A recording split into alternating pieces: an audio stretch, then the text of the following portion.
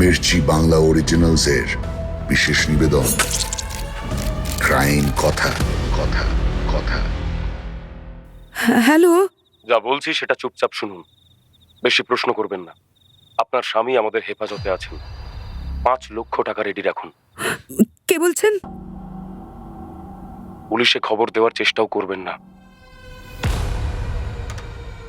নমস্কার, আমি সৌমাদিত্য। আপনারা শুনছেন ক্রাইম কথা, যার সব চরিত্র কাল্পনিক নয়। আজ যে কাহিনী আমি আপনাদের শোনাবো তা শুরু হয়েছিল খাস কলকাতা শহরের বুকে, আর শেষ পরিণতি পেয়েছিল মুর্শিদাবাদ জেলার প্রত্যন্ত গ্রামে। এই কাহিনী উত্তর কলকাতার অলিগলিতে মিশে থাকা এক নৃশংস ষড়যন্ত্রের কাহিনী। এই অপরাধের সমাধানে পুলিশকে আধুনিক প্রযুক্তির চেয়ে বেশি সাহায্য করেছিল মানুষের তৈরি আদিম নেটওয়ার্ক বা সোর্স। তাহলে চলুন শুরু করা যাক ক্রাইম কথার আজকের পর্ব। সালটা 2006 মার্চ মাস। কলকাতার বাতাসে ফাগুনের মিঠে গন্ধ। রাস্তার ধারের গাছগুলো সেজে উঠেছে নতুন পাতায়, নতুন ফুলে। শীতের জড়তা কাটিয়ে আড়মোড়া ভাঙছে মহানগরীর তিলোত্তমা। সেদিনটা ছিল সোমবার, সময় রাত 8:30। সল্টলেকের এক অভিজাত আবাসন। ড্রয়িং রুমে পাইচারি করছিলেন প্রতিমা ঘোষ। বয়স 40 ছুঁই ছুঁই, চোখে সরু ফ্রেমের চশমা। ঘরোয়া সাজ পোশাকেও আভিজাত্যের ছাপ স্পষ্ট। ঘড়ির কাঁটা যত এগোচ্ছে তার দুশ্চিন্তা ততই বাড়ছে। তার স্বামী ডাক্তার সুমন্ত ঘোষ শহরের অন্যতম নামী ফিজিশিয়ান। মানুষটা ঘড়ি ধরে চলেন। 2-3টে চেম্বার আছে তার দমদম বিধাননগর এলাকায়। রোজ টালা পার্কের চেম্বারে রোগী দেখে রাত 8টার মধ্যে বাড়ি ফেরা তার দীর্ঘদিনের অভ্যেস। কিন্তু আজ রাত 8:30 বেজে গেলেও কলিং বেল বাজেনি এখনো, ফোনটাও বন্ধ। একবার চেম্বারের টেলিফোনে কল করেছিলেন তিনি। রিসেপশনিস্ট অলোক জানালো, স্যার তো বিকেলে একটা রোগী দেখতে বেরিয়েছেন, তারপর তো আর ফেরেননি। কোথায় গেছিল? তা তো স্যার আমাকে বলেননি। প্রতিমা দেবী বারান্দায় গিয়ে দাঁড়ালেন। বাইরে নিঝুম অন্ধকার। এমন সময় ল্যান্ডলাইনটা বেজে উঠল। দ্রুত পায়ে গিয়ে ফোনটা তুললেন তিনি। টেলিফোন রিসিভারের স্ক্রিনে একটা আননোন নাম্বার ভাসছে। হ্যালো, ওপাশ থেকে একটা অচেনা কণ্ঠ খুব ঠান্ডা গলায় বলল, যা বলছি সেটা চুপচাপ শুনুন, বেশি প্রশ্ন করবেন না। আপনার স্বামী আমাদের হেফাজতে আছেন, 5 লক্ষ টাকা রেডি রাখুন। কে বলছেন? পুলিশে খবর দেওয়ার চেষ্টাও করবেন না। ফোনের ওপার থেকে খট করে লাইনটা কেটে গেল। প্রতিমা দেবী পাথরের মতো দাঁড়িয়ে রইলেন। কি করবেন ঠিক বুঝে উঠতে পারছিলেন না। কলকাতা শহরে তাদের আত্মীয় বলতে একজনই আছে, প্রতিমা দেবীর ছোট বোন নীলিমা আর তার স্বামী সপ্তক। ওদের বাড়ি ঢাকুরিয়ায়। নীলিমাকেই ফোন করলেন প্রতিমা। হ্যালো। নীলু, শোন না, হ্যাঁ দিদি বল। কারা যেন ফোন করেছিল জানিস? অচেনা গলা। বলল সুমন্ত আমাদের হেফাজতে আছে, 5 লক্ষ টাকা চাইছে। কি বলছিস দিদি? এ কি সর্বনাশের কথা! তুই তুই ঠিক শুনেছিস? কখন ফোন করেছিল? এই একটু আগে। আমি তো কিছুই বুঝতে পারছি না রে নীলু। ফোনটা কেটে দিল। সুমন্ত তো কখনো এত দেরি করে না। ফোনটাও বন্ধ। আমার হাত পা ঠান্ডা হয়ে আসছে রে নীলু। কি করবো বলতো?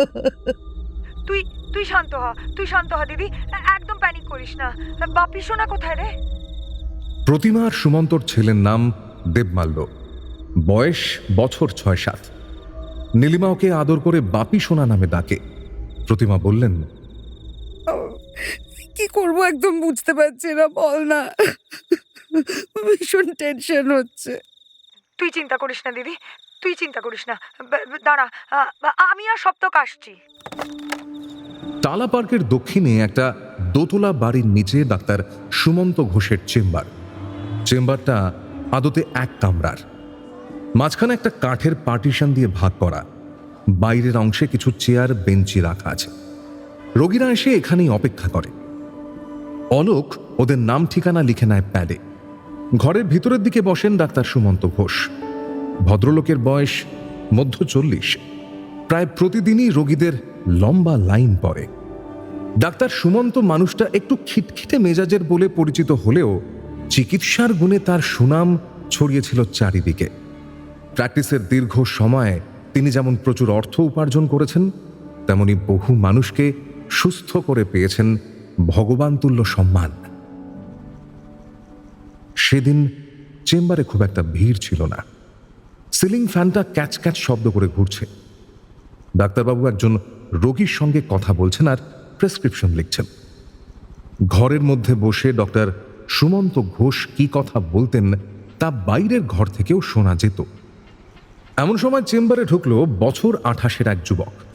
পরনে সাধারণ শার্ট প্যান্ট, চোখে মুখে একরাশ দুশ্চিন্তার ছাপ।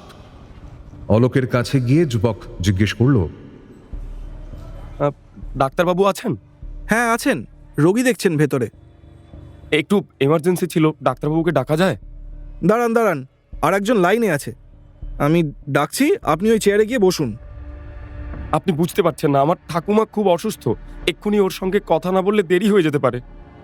আরে আমি বুঝেছি, বুঝতে পেরেছি, আপনি একটু বসুন, আমি বলছি ডাক্তারবাবুকে।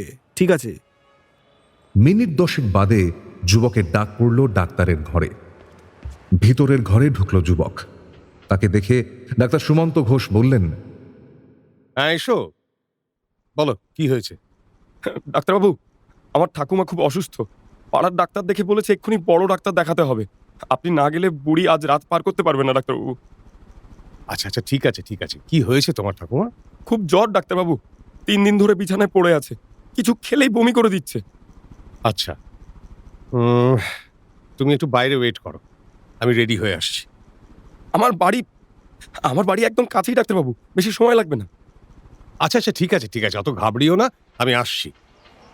কিছুক্ষণ পর বাইরে এলেন ডাক্তার ঘোষ। অলোককে বললেন, অলোক, আমি একটু বেরোচ্ছি, তুই ভেতরের ঘরটা একটু গুছিয়ে রাখিস তো এই ফাঁকে। বিকেল 4টের দিকে ডাক্তার ঘোষ চেম্বার থেকে বেরোলেন। যুবকটি বাইরে তার জন্য অপেক্ষা করছিল। গেটের পাশেই একটা ছাই রঙের মারুতি ওমনি দাঁড়িয়ে।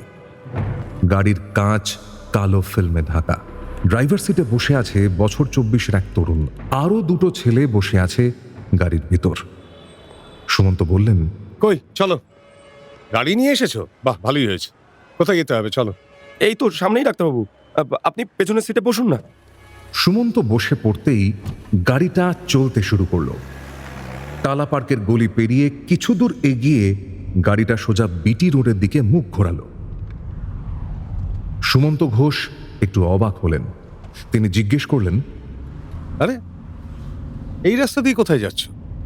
এই তো এসে গেছি ডাক্তারবাবু, আর 5 মিনিটের রাস্তা। যদিও 5 মিনিট পেরিয়ে গেল 15 মিনিটে। গাড়ি ততক্ষণে দমদম ছাড়িয়ে গেছে। সুমন্ত ঘোষের চেহারায় বিরক্তির ভাব ফুটে উঠল। আমায় কোথায় নিয়ে যাচ্ছ বলো তো?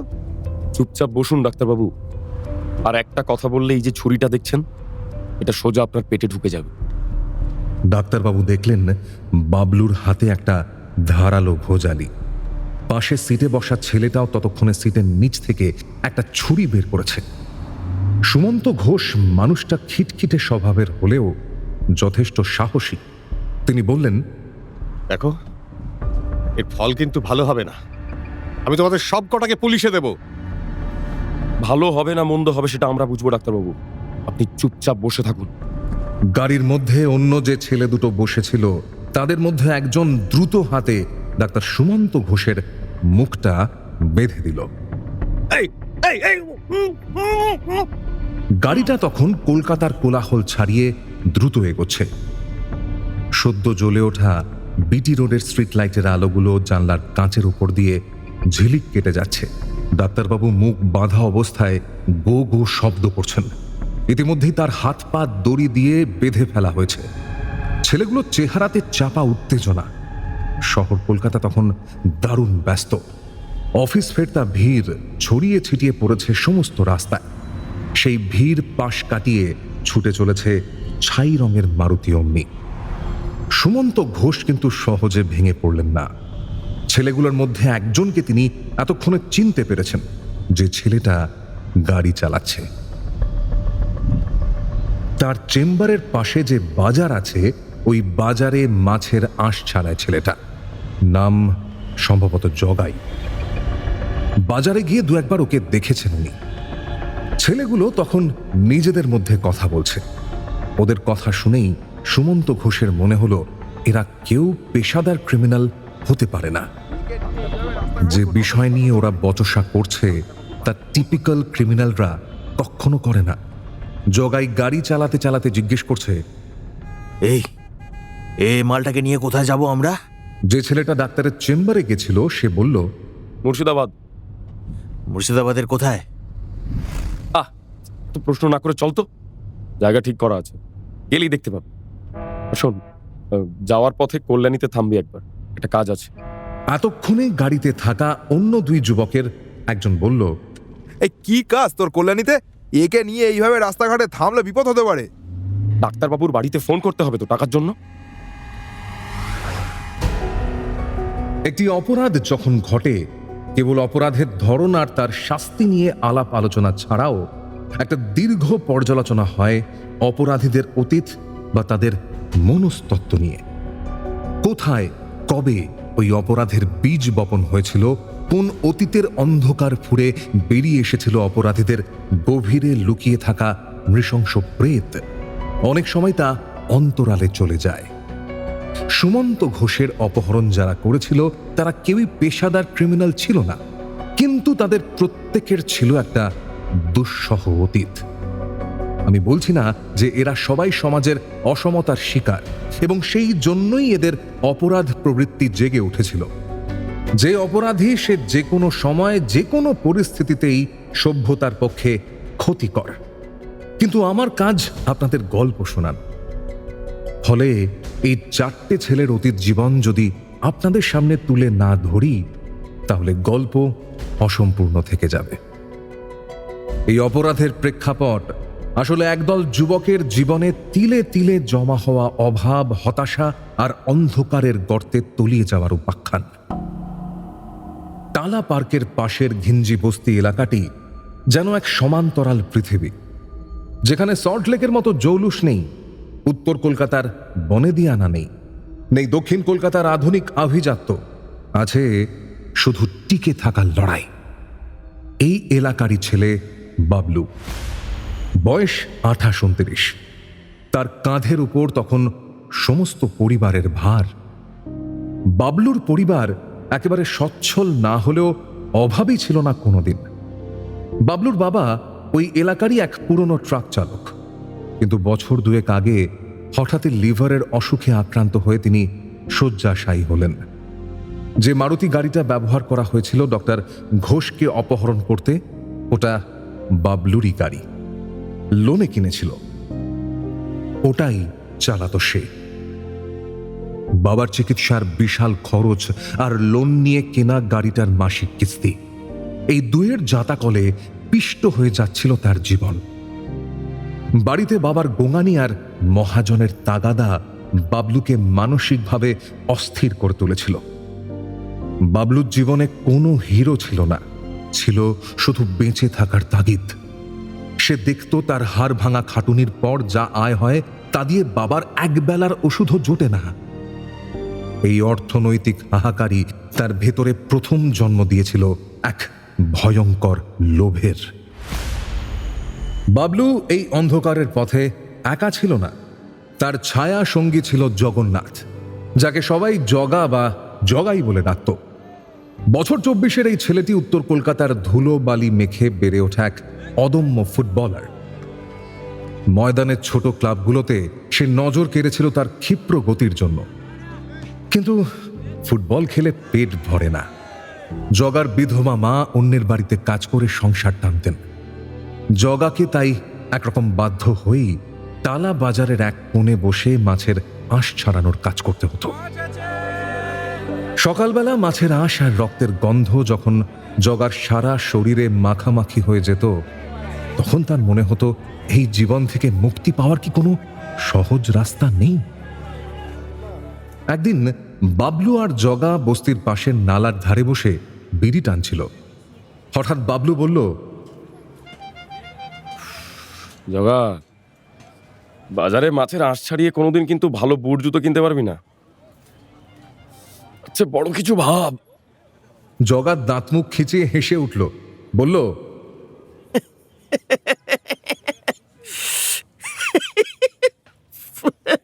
আরে কি বড় কিছু ভাববো বলো তো বাবলুদা, কি বড় কিছু ভাববো? জীবনে তো ফুটবল ছাড়া আর কিছুই চিনি না, বুঝি না, কিচ্ছু না। আরে কোনো কাজ তো আমি পারি না যে করব। বুঝতে পারছি রে, আমারও তো একই অবস্থা। যা ইনকাম করছি 2 পয়সা সালা বাপের ওষুধ আর গাড়ির লোন মেটাতেই চলে যাচ্ছে। শান্তিতে দুটো ভাত খাওয়ারও সময় পায় না কতদিন। এই জানো বাবলুদা, এই রোজ রোজ যে এত মাছের আঁশ ছাড়াই, বুঝলে, 3 কিলো 4 কিলোর কাতলা, গঙ্গার দেশি ভেটকি, বোয়াল, কি সব মাছ মাইরি।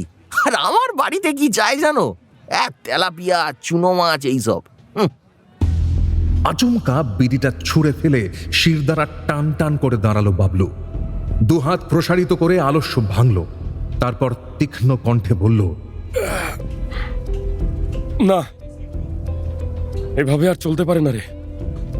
বাবলুকে জগা অনেকদিন ধরেই চিনত। ওর কথাবার্তার ধরন দেখেই মনে হচ্ছিল বাবলু ভেতরে ভেতরে কিছু একটা ভেবে রেখেছে। সে জিজ্ঞেস করলো, এই এই এই বাবলুদা, এই বলছি, তোমার মাথায় কিছু চলছে নাকি? বিজ্ঞের হাসি হেসে ঘাড় নাড়ল বাবলু, বলল, চলছে। একটা বড় সড়ো দাও যদি মারতে পারতাম এখন, সব ঝামেলা একেবারে শেষ হয়ে যেত। এই, তুই আজ বিকেলে কি করছিস রে? কি আর করবো বলো তো, ফুটবল খেলাটা তো লাটে উঠেছে। জব্বারে ঠেকে যাবো ভাবছি, বুঝলে। কাল বলছিল জব্বার নতুন মাল এসছে, মণিপুরি একদম, গিয়ে ফুঁকে টুকে শুয়ে থাকবো আর কি, আর স্বপ্ন দেখবো। সালা তোর এই গাঁজা তোকে একদিন শেষ করবে, জানিস তো। আরে বিড়ি সিগারেট তাও ঠিক আছে, গাঁজা ফাজা কেন খাস? বাবলুদা, তুমি বুঝবে না এই জিনিস, বুঝলে, তুমি বুঝবে না। তুমি বুঝবি না বাবলুদা, তা আমার বুঝে কাজও নেই। এই শোন, আজ বিকেলে জব্বারের ওখানে যেতে হবে না, খালধারের বটতলায় কথা আছে। বিকেলে জগা যখন খালধারের বটতলায় পৌঁছলো, দেখলো বাবলুর সঙ্গে আরো 2 ছেলে দাঁড়িয়ে আছে। ছেলে দুটোকে জগা চিনত।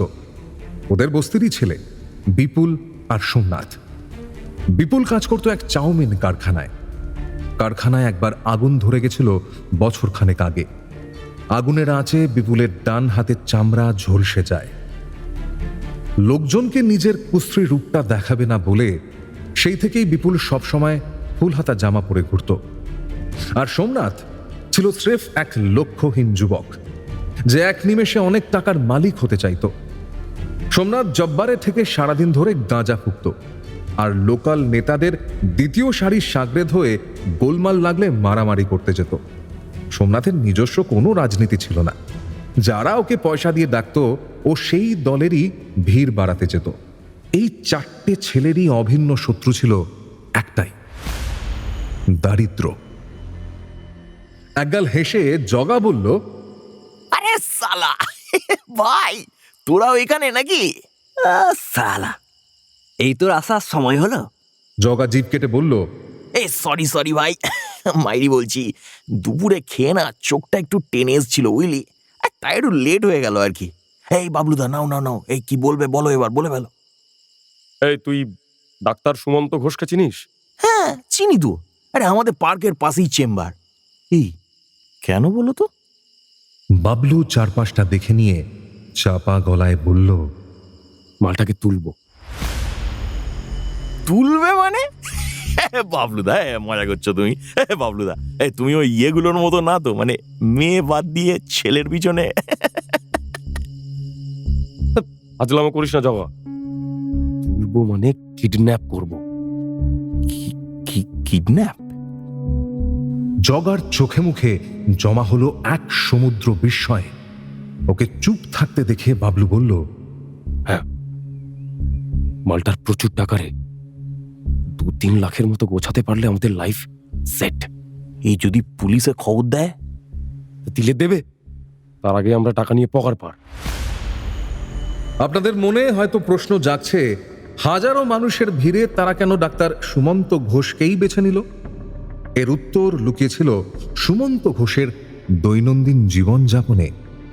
আগেই বলেছি, ডাক্তার ঘোষের চেম্বার ওই টালা বাজার এলাকাতেই। ডাক্তারবাবু ছিলেন বেশ জনপ্রিয় চিকিৎসক। চেম্বারে প্রতিদিন রোগীদের উপচে পড়া ভিড় থাকত। বাবলু যখন গাড়ি নিয়ে ওই রাস্তা দিয়ে যেত, সে দেখত চেম্বারের বাইরে দামি দামি গাড়ির লাইন লেগে রয়েছে। বাবলুর মনে স্থির বিশ্বাস জন্মেছিল ডাক্তার সুমন্ত ঘোষ অগাধ টাকার মালিক। সল্টলেকে ডাক্তার ঘোষের বাড়ি, সেটাও বাবলু জানত। প্র্যাকটিসের দীর্ঘ সময় তিনি যেমন অগাধ অর্থ উপার্জন করেছেন, তেমনি সল্টলেকের মতো অভিজাত জায়গায় তার আস্তানা। জগা বলল, হ্যাঁ সে ঠিক আছে, কিন্তু কাজটা করবে কিভাবে? শোন, আমি যাব ডাক্তারের চেম্বারে, গিয়ে কথা বলবো যে আমার ঠাকুমা খুব অসুস্থ, আপনাকে একবার আমার সঙ্গে যেতে হবে, বুঝলি? ডাক্তারবাবু যেমন মানুষ, উনি আসবেন আমার সঙ্গে। ওরা বাইরে গাড়িতে ওয়েট করবে। গাড়িতে একবার তুলতে পারলেই কেল্লা ফতে। কলকাতার বাইরে কোথাও এটা নিয়ে যাবো। বাদ দে, সেসব আমার উপর ছেড়ে দে। হ্যাঁ স্যার ঠিক আছে, কিন্তু একটা বন্দুক জোগাড় করতে হবে আমাদের। কেন বন্দুক নিয়ে কি করবি? এই খুন খারাপের মধ্যে কিন্তু আমি নেই ভাই। ধুর, সালা ভিদু মাল, খুন কে করবে? কিন্তু বন্দুকটা দরকার। বন্দুকের সামনেও বাঘা বাঘা লোক প্যান্টে করে দেয়। ডাক্তার তো কোন ছাড়। বন্দুক জোগাড় হয়ে যাবে, চাপ নিস না। সামনের সোমবার আমরা ওই কাজটা করব। সোমবার? বলছি আর 2 দিন পর করলে হতো না? না, সোমবারই করব। আর জগা, তুই পরশু আমার সঙ্গে যাবি। হ্যাঁ, কোথায়? খিদিরপুর। একটা পিস্তল কিনবো। বাবা, পিস্তল কিনবে? এ বাবলুদা, এই অত টাকা কোথায় পাবে? বলছি আমার কাছে কিন্তু বস 1 কানা করিও নেই। ওর কাছে টাকা চেয়েছি আমি? টাকা আমি জোগাড় করে নেবো। ঠিক। রাত তখন প্রায় 12টা। বস্তির ছোট ঘরটায় পুরনো সিলিং ফ্যান ক্যাচ ক্যাচ শব্দে ঘুরছে।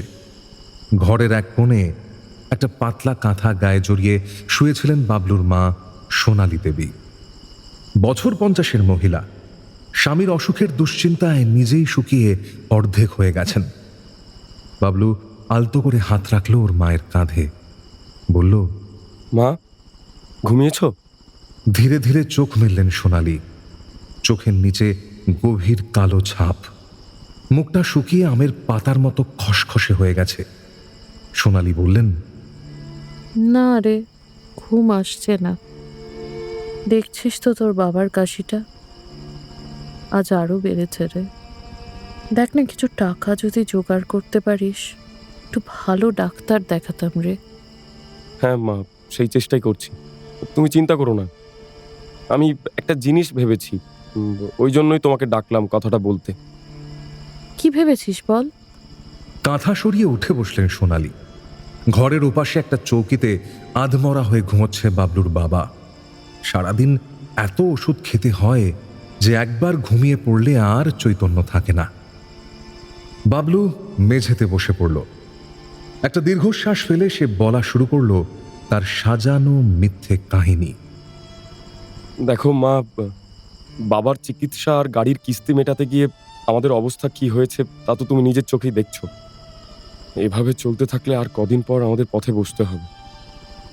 আমি আর গাড়ি চালিয়ে কুলিয়ে উঠতে পারছি না মা। কি করবি তাহলে? আমি একটা নতুন কিছু করার কথা ভাবছি। কি ভাবছিস? কি করবি তুই? আচ্ছা মা, ওই নিউ ব্যারাকপুরে তোমার বাপের বাড়ির যে 1 কাঠা জায়গা আছে, সেটা তোমার ভাগে এসেছিল না? ওই জায়গাটা আর তোমার যে একটু সোনার গয়না আছে, আমি এক মহাজনের কাছে বন্ধক রাখতে চাইছি, শুধু কিছুদিনের জন্য মা। বন্ধক রাখার কথা শুনে আঁতকে উঠলেন সোনালি। ওই জমি আর গয়নাগুলোই তো তার শেষ সম্বল। কি বলছিস তুই? ওই জমিটুকু আর কানের দুলজোড়া তোর দাদু দিয়েছিল আমাকে, তুই সেগুলোকে বন্ধক রাখতে চাইছিস? কিন্তু কিন্তু যদি ছাড়াতে না পারিস তখন কি হবে? ছাড়াতে পারবো মা, মাত্র কয়েক মাসের জন্য বন্ধক রাখবো। একটা নতুন ব্যবসা শুরু করব। এক বন্ধুর সঙ্গে মিলে মাছের একটা বড় আড়ত খুলবো ভাবছি। কোথায় আড়ত খুলবি? টালা বাজারে? না মা, না, টালা বাজারে না। আমি ভাবছি হাওড়া বা দমদমের কোনো একটা বাজারে আড়ত খুলবো, ওখানে বিক্রি বেশি হয়। কিন্তু সে তো অনেক টাকার ব্যাপার, অত টাকা তোকে কে দেবে রে? নাগের বাজারে আমি এক মহাজনকে চিনি, ওর কাছ থেকে টাকা ধার করব। কথা হয়েছে ওর সঙ্গে আমার। জমি আর গয়না ওর কাছে বন্ধক রাখলে 25,000-এর মতো পাওয়া যাবে। আমার বন্ধু বাকি 25 দিয়ে দেবে, টোটাল 50 আমরা ওই ব্যবসায় লাগাবো। মা, আমি সব খোঁজ নিয়েছি। মাছের আড়তে দিনে হাজার হাজার টাকা লাভ হয়। এক সিজনের মধ্যেই আমরা সব টাকা তুলে নেব। তখন মহাজনের টাকা সুদ সমেত মিটিয়ে দিয়ে জমি আর গয়না ছাড়িয়ে আনবো। আমাদের সমস্ত দেনাও শোধ হয়ে যাবে, আর বাবার চিকিৎসা ভালো হাসপাতালে করাতে পারবো। তোর বাবা যদি জানতে পারে তাহলে কিন্তু খুব রাগ করবে বাবলু। তুই জমিটা যদি... মাকে মাঝপথে থামিয়ে দিয়ে বাবলু বলল, আমার ওপর বিশ্বাস রাখো মা, এটা ছাড়ার কোনো পথ নেই। এখন যদি এই সুযোগটাও হাতছাড়া করি তাহলে কোনোদিন আর মাথা তুলে দাঁড়াতে পারবো না। আমারও তো বয়স বাড়ছে নাকি, আর কতদিন গাড়ি চালিয়ে সংসার চালাবো বলো তো? ও মা, তুমি আর না করো না। বাবলু কোনোদিন তার মায়ের মুখের ওপর কথা বলেনি, কখনো মাকে মিথ্যে কথা বলেও কোনো কাজ করেনি। সেটা সোনালি জানতেন। সন্তানের চোখে ভবিষ্যতের আলো দেখতে পেয়ে সোনালি শেষমেশ রাজি হয়ে গেলেন। তক্তপোষের নিচ থেকে একটা ট্রাঙ্ক টেনে বের করলেন তিনি। সেটা খুলে একটা কাপড়ের পুঁটুলি বের করে বাবলুর দিকে বাড়িয়ে দিলেন। নে, এতে গয়না আর জমির দলিলটা আছে। কিন্তু বাবা, তুই কিন্তু কথা দিচ্ছিস, সব ঠিক হয়ে গেলে এগুলো তোকে ফেরত আনতেই হবে। কথা দিচ্ছি মা, তুমি দেখো খুব শিগগিরই আমাদের কপাল ফিরবে। পরের দিন সকালে বাবলু নাগের বাজারের দিকে রওনা হলো। তার হাতে তাদের পরিবারের শেষ সম্বল, নিউ ব্যারাকপুরের জমির দলিল আর মায়ের একমাত্র সোনার কানের দুলজোড়া। নাগের বাজারে তার পরিচিত এক মহাজন ছিল, নাম মুরারিলাল আগরওয়াল। বাবলু যখন মুরারিলালের গদিতে ঢুকল তখন দুজন লোক এক মনে বসে টাকা গুনছে। বাবলুকে দেখে একগাল হেসে মুরারিলাল বলল, আরে বাবলু, এসো এসো। তোমার বাবা কেমন আছে? ভালো নেই খুব একটা, খুব অসুস্থ। ও, তা তুমি হঠাৎ এইদিকে? বাবলু তার বাবার অসুস্থতার কথা সংক্ষেপে জানিয়ে তার নতুন ব্যবসার পরিকল্পনাটা খুলে বলল। মুরারিলাল মনোযোগ দিয়ে শুনলেন, তারপর বললেন, বাহ, ইয়ে তো বহুত ভালো বুদ্ধি করেছো তুমি। ওই জন্যই তো আপনার কাছে আসা। টাকাটা আমার দরকার। আমাদের একটা জমি আছে, সেটার দলিল আর একটা গয়না নিয়ে এসেছি। এগুলো আপনার কাছে বন্ধক রাখবো। আমাকে 25,000 টাকা ধার দিতে হবে আপনাকে। 25,000? বেশ বেশ, হয়ে যাবে।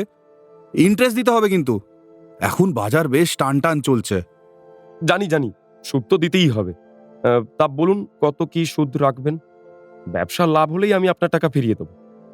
এক মিনিট দেখি গয়নাটা দেখি। হ্যাঁ, দলিলটাও দাও। এই যে। বাবলু ব্যাগ থেকে গয়না আর দলিল বের করে দিল। মুরারিলাল সেগুলো ভালো করে পরীক্ষা করলেন, তারপর বললেন, হ্যাঁ দেখি, হ্যাঁ মনে তো হচ্ছে ঠিক লাগছে। হ্যাঁ, সব ঠিকঠাক। ঠিক আছে, আমি 25,000 দিচ্ছি। ইন্টারেস্ট রেট কিন্তু মান্থলি 3 টাকা দিতে হবে, মানে প্রতি মাসে 750 টাকা। বাবলু চমকে উঠল। মাসে 750? এত সুদ সে আশা করেনি। কিন্তু তার কাছে অন্য কোনো পথও খোলা ছিল না। এখন আর মহাজন খোঁজার সময়ও নেই, অনেক কাজ পড়ে আছে সামনে। এত বেশি? বলছি একটু কম করা যায় না? না বাবু, যায় না। ব্যবসা যখন করতে নামছো তখন বুঝতে পারবে বাজার খুবই খারাপ। অগত্যা বাবলু রাজি হলো। সই সাবুত পর্ব মিটলে মুরালিলাল তার কর্মচারীকে দিয়ে 25,000 টাকা গুনে বাবলুর হাতে তুলে দিল। পরের দিন বাবলু আর জগা বেরোলো খিদিরপুরের পথে। গাড়িতে যেতে যেতে জগা বলল, এ বাবলুদা, এ বলছি এত দূরে কেন যাচ্ছি বলো তো? এ আশপাশ থেকে তুলে নিলেই তো হতো। বলছি ধর্মতলায় পিস্তল পাওয়া যায় তো? এদিকে রিস্ক বেশি, লোকজন সব চেনা। খিদিরপুরে পৌঁছে এক অন্ধকার গলির শেষে পুরনো গুদাম ঘরের পাশে গাড়ি দাঁড় করালো বাবলু। চারপাশ একবার দেখে নিল। ভেতরে ঢুকলো ওরা দুজন। এই গোদাম ঘরই রফিকের আস্তানা। 2-3টে ছেলে ছোকরা ছড়িয়ে ছিটিয়ে বসেছিল ঘরে। বাবলু আর জগাকে ঢুকতে দেখে ওদের মধ্যে একজন বলল, কাকে চাই? রফিক। আমি রফিক। একটা দেশি পিস্তল চাই আর 5টা গুলি। এসো আমার সঙ্গে এসো। বাবলু আর জগাকে নিয়ে রফিক গুদাম ঘরের ভেতরের একটা ঘরে ঢুকলো। বাবলু দেখলো সেখানে আরো কিছু লোক বসে আড্ডা দিচ্ছে। রফিক একটা কাপড়ের পুটলি থেকে কালো রঙের একটা দেশি রিভলভার বের করে বাবলুর হাতে দিল। নাও, মাল একদম করা, পুরনো কিন্তু কাজ দেবে।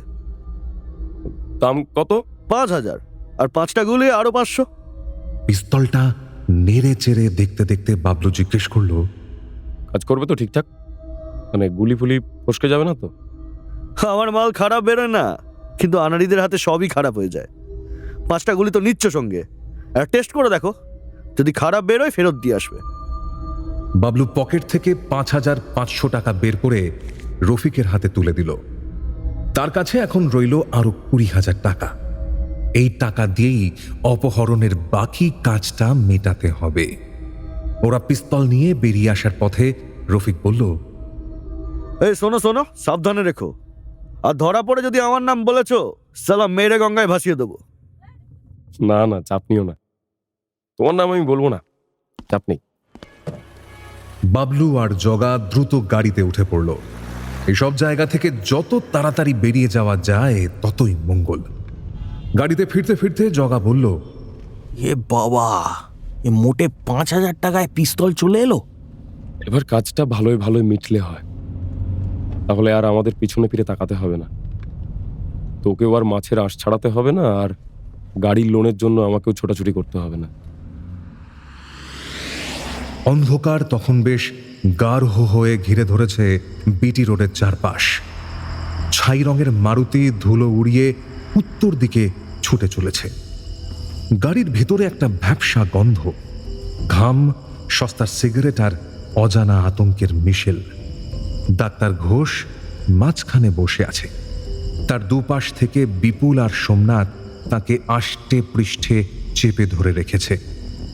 ডাক্তারবাবুর মুখে রুমাল বাঁধা, চোখ দুটো চশমার আড়ালে স্থির হয়ে আছে। তার কপালের শিরাগুলো ব্যথায় আর আতঙ্কে তপ তপ করছে। সামনের সিট থেকে বাবলু একবার আর চোখে পিছনের দিকে তাকালো। জগাই স্টিয়ারিংটা শক্ত করে ধরে এক দৃষ্টে রাস্তার দিকে তাকিয়ে আছে। ওর হাত দুটো মাঝে মধ্যে কেঁপে উঠছে। বাবলু সেটা খেয়াল করে বিরক্ত হয়ে বলল, ওই স্টিয়ারিংটা অত জোরে চেপে ধরেছিস কেন? যেন এই প্রথমবার গাড়ি চালাচ্ছিস। ক্যাজুয়াল থাক, রাস্তায় পুলিশ যেন তোকে দেখে সন্দেহ না করে। এই একটু একটু একটু হাত ঘামছে বুঝলে, তাই চেপে ধরেছি। কল্যাণীতে থামার পর একটু গলাটা ভিজিয়ে নেবো কেমন? নয়তো বস মাথা ঠিক থাকবে না।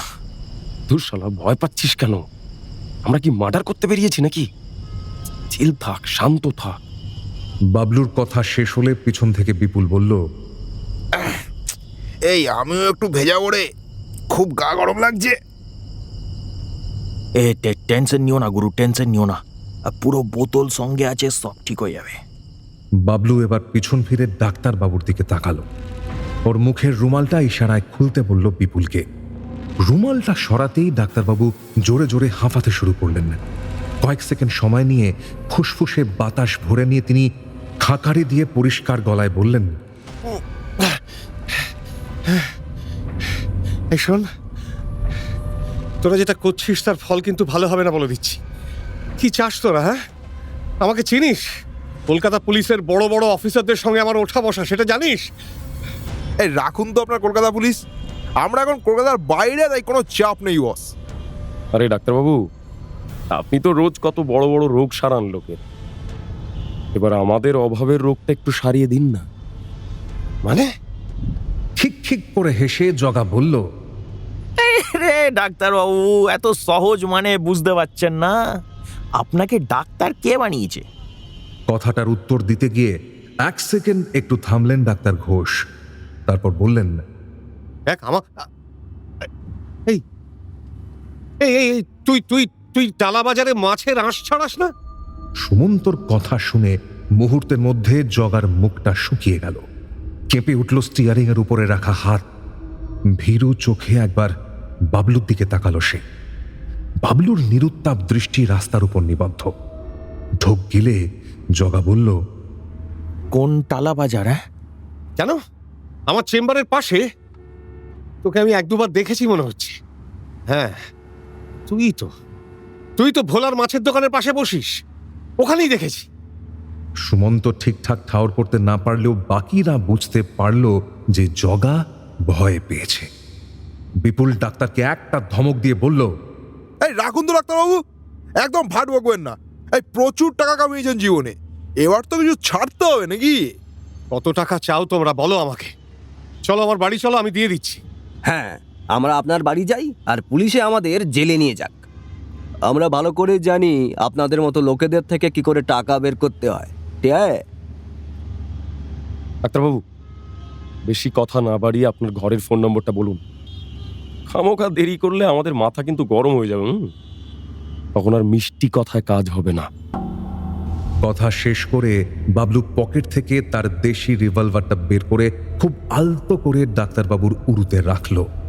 তারপর খুব ঠান্ডা এবং যান্ত্রিক গলায় বলল, ভুল নম্বর দিয়ে আমাদের ঘোল খাওয়াতে গেলে কিন্তু গাড়ি থেকে আপনার জ্যান্ত দেহের বদলে লাশটাই নামবে ডাক্তারবাবু। ডাক্তার ঘোষ কিছুক্ষণ বাবলুর চোখের দিকে তাকিয়ে রইলেন। ওই চোখে কোনো মায়া নেই, আছে শুধু এক সর্বগ্রাসী লালসা আর মরিয়া ভাব। তিনি মনে মনে এটুকু বুঝতে পেরেছিলেন এরা আদতে আনাড়ি, নির্ঘাত টালার আশপাশের ছেলেপিলে। এই আনাড়িরাই সবচেয়ে বেশি বিপজ্জনক হয়। কখন যে কি করে ফেলে ভুল করে, সেটা আগে থেকে বোঝাই যায় না। তিনি ক্লান্ত গলায় তার সল্টলেকের বাড়ির নাম্বারটা বললেন। বাবলু গাড়ির ড্যাশবোর্ড থেকে একটা কলম আর এক টুকরো কাগজ বের করে সেটা টুকে নিল। তারপর বিপুলকে বলল, ডাক্তারের মুখটা বেঁধে দে আবার।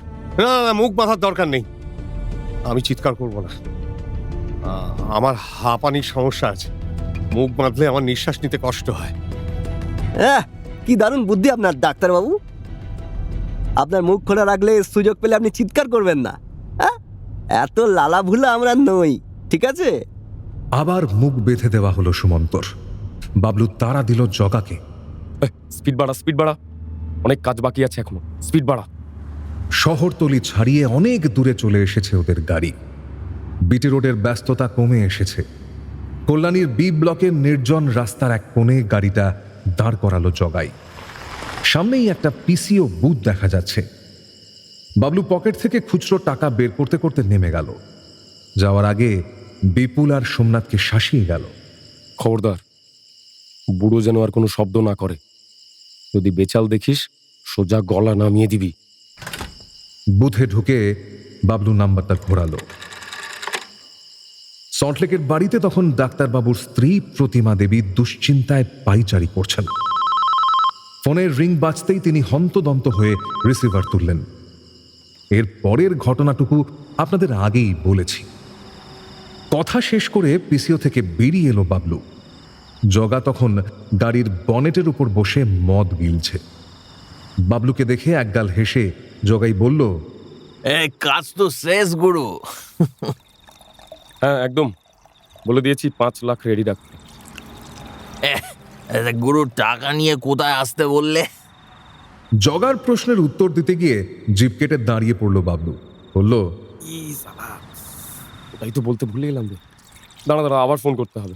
দাঁড়া, আমি আসছি। এই আমার জন্য একটু মদ বাঁচিয়ে রাখিস, সবটা মেরে দিস না। আবার প্রতিমা দেবীকে ফোন করলো বাবলু। প্রতিমা দেবী ফোন রিসিভ করার পর বাবলু বলল, শুনুন, কাল বিকেল 4টের সময় টাকা নিয়ে দমদম স্টেশনের 3 নম্বর কেবিনে আসবেন।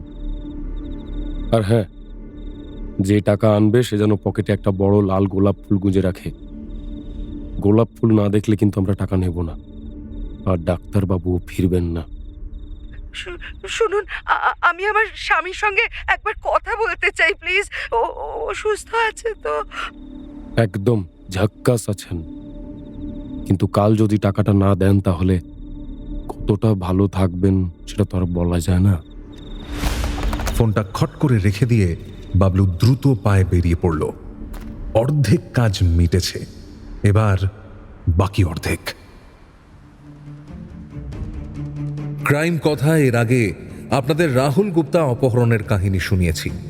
তখনই বলেছিলাম অপহরণের ক্ষেত্রে গাব্বা কতটা প্রয়োজনীয়। যারা ওই কেসের কাহিনী শোনেননি, সংক্ষেপে তাদের বলে রাখি, গাব্বা হলো সেই সেফ হাউস যেখানে অপহৃত ব্যক্তিকে রাখা হয়। উপযুক্ত গাব্বা খুঁজে না পেলে অপহরণের সমস্ত প্ল্যান ভেস্তে যেতে পারে। বাবলু, জগা এরা কেউই পাকা ক্রিমিনাল নয়, ফলে ঠিকঠাক গাব্বার গুরুত্ব ওরা বুঝতে পারেনি। বাবলু ভেবেছিল কিছু একটা ম্যানেজ করে ফেলবে। মুর্শিদাবাদে তার এক পিসির বাড়ি, কদিন আগেই ওখানে একটা বিয়েতে গিয়েছিল সে। তখনই ঘর খুঁজেছিল ভাড়া নেবার জন্য, যে ঘরে ডাক্তারকে এনে রাখা হবে। কিন্তু শেষ পর্যন্ত সে কিছুই ম্যানেজ করতে পারেনি। এ কথা দলের অন্যরা কিন্তু তখনও জানতো না। বাবলু ইচ্ছে করেই জানায়নি, যদি ওরা বেঁকে বসে তখন। গাড়ি যখন দেবগ্রাম পেরিয়ে কালীগঞ্জের রাস্তা ধরছে, তখন কথাটা বাকিদের বলল বাবলু। একটু গাড়ি থামাতো, মুতবো। সুমন্তকে সোমনাথের পাহারায় রেখে বাকি 3 জন নামলো গাড়ি থেকে। হালকা হয়ে রাস্তার পাশে একটা গাছে ঠেস দিয়ে দাঁড়ালো বাবলু। একটা বিড়ি ধরালো। অনেকক্ষণ বিড়ি খাওয়া হয়নি। তাছাড়া যে কথাটা সে বলতে চলেছে তার জন্য বুদ্ধির গোড়ায় একটু ধোঁয়া দেওয়া দরকার।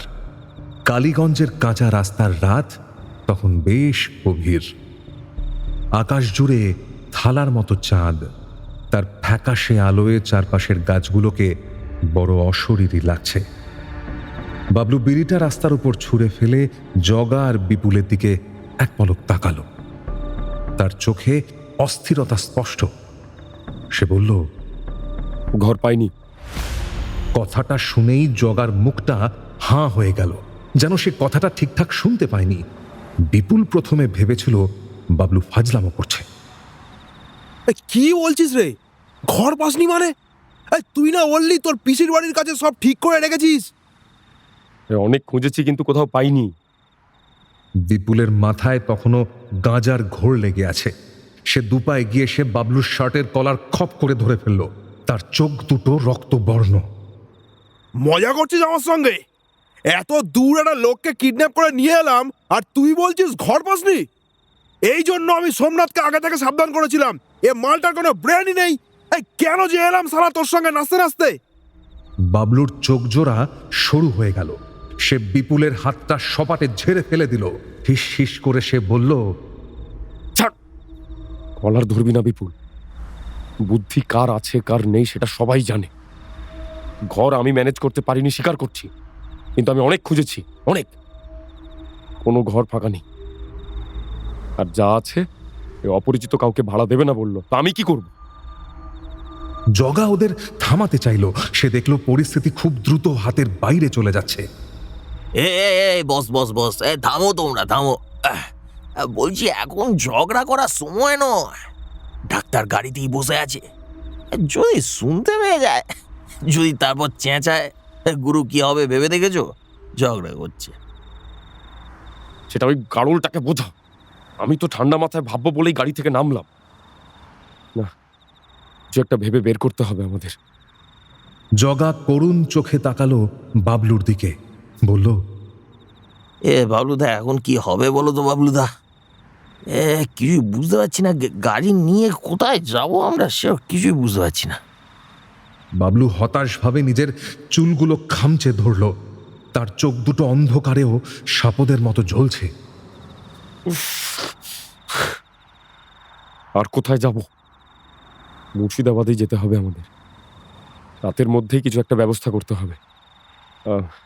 একটা পুরনো বাগান বাড়ি বা গুদাম ঘর। বাগান বাড়ি, গুদাম ঘর, আর কত স্বপ্ন দেখাবি রে বাবলু? কাল বিকেল 4টে টাকা তোলার কথা, রাতে ঘর না পেলে এই বুড়োকে নিয়ে রাস্তায় রাস্তায় ঘুরবো নাকি? আর তুই ভুলে যাচ্ছিস মালটা জগাকে চিনে ফেলেছে। কথাটা যেন একটা তীব্র চাবুকের মতো আছড়ে পড়ল বাবলুর কানে। হ্যাঁ, এইটাই এখন সবচেয়ে বড় বিপদ। ডাক্তার সুমন্ত ঘোষ জগাকে চিনে ফেলেছে। এখন যদি সুমন্তকে ছেড়ে দেওয়া হয় আর তারপর পুলিশ যদি গিয়ে জগাকে ধরে ফেলে, তাহলে ওরা সবাই ধরা পড়ে যাবে। বাবলু চোখ বুজে একটা লম্বা শ্বাস নিল। তার ভেতরের মরিয়া ভাবটা এবার নৃশংসতার মোড় নিল। চোখ পাকিয়ে সে বলল, জগাকে যখন চিনে ফেলেছে তখন ডাক্তারকে। ওর কথাটা শেষ হওয়ার আগেই বিপুল বলল, মানে কি বলছিস নাকি তুই? আমাকে কিন্তু তুই খুন খারবির মধ্যে টানবি না বলেছিলি। জগা এবার পৈশাচিক হাসি হেসে উঠল। নেশা চড়েছে তার। বিপুলের কাঁধে হাত রেখে বলল, রে বিপুল, সোনার ছেলে আমার, ভয় পাস না বিপুল, ভয় পাস না। বাবলুদা কিন্তু মন্দ কিছু বলেনি, বুঝলি কি না? শালা ডাক্তারকে যদি বাঁচিয়ে রাখা হয়, বলছি বস, সবাই জেলে ঢুকবো ভাই, সবাই। এতক্ষণে সোমনাথ এসে দাঁড়ালো ওদের সামনে। বিরক্ত কণ্ঠে বলল, কিরে, মুততে কতক্ষণ লাগে? এখানে দাঁড়িয়ে দাঁড়িয়ে কি ফিসফিস করছিস তোরা? ভেতরে বুড়োটা মুখ বাঁধা অবস্থায় একা বসে আছে, তোদের কোনো হুঁশ নেই? সোমনাথের প্রশ্ন শুনে বিপুল এবার তার দিকে ঘুরে দাঁড়ালো। তার চোখে তখনও রাগ আর হতাশার আগুন। সে ক্ষোভের সঙ্গে বলল, আর মোতা, এ মাল ঘরই খুঁজে পায়নি।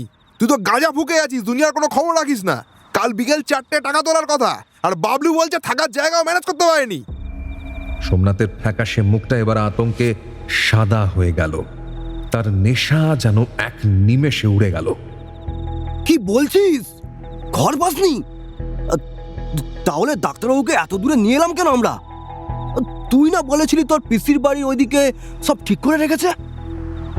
বাবলু দীর্ঘশ্বাস ফেলে আরেকটা বিড়ি জ্বালালো। শান্ত গলায় সে বলল, অনেক খুঁজেছি সোমনাথ, কোনো ঘর ফাঁকা নেই। আর যা আছে অপরিচিত কাউকে ভাড়া দেবে না বলল। এখন আমাদের হাতে দুটো রাস্তা। এক, রাতের মধ্যেই কিছু একটা ব্যবস্থা করা, কোনো পোড়ো বাগান বাড়ি বা গুদাম ঘর। আর দুই, এই বুড়োকে। বাবলুর কথা শেষ হওয়ার আগেই জগা বলল, ওসব ওসব ওসব বাগান বাড়ি খুঁজতে গেলে কাল বিকেল 4টে পেরিয়ে যাবে। আর শালা বুড়ো এতক্ষণ গাড়িতে বসে যে চেঁচামেচি করবে না, তার গ্যারান্টিটাই বা কে দেবে বলতো? লোকজনও তো সন্দেহ করতে পারে, তাই না? গুরু, বাবলুদা, আমার কি মনে হয় জানো তো, ওই শালা দ্বিতীয় রাস্তাটাই ভালো। দ্বিতীয় রাস্তাটা কি?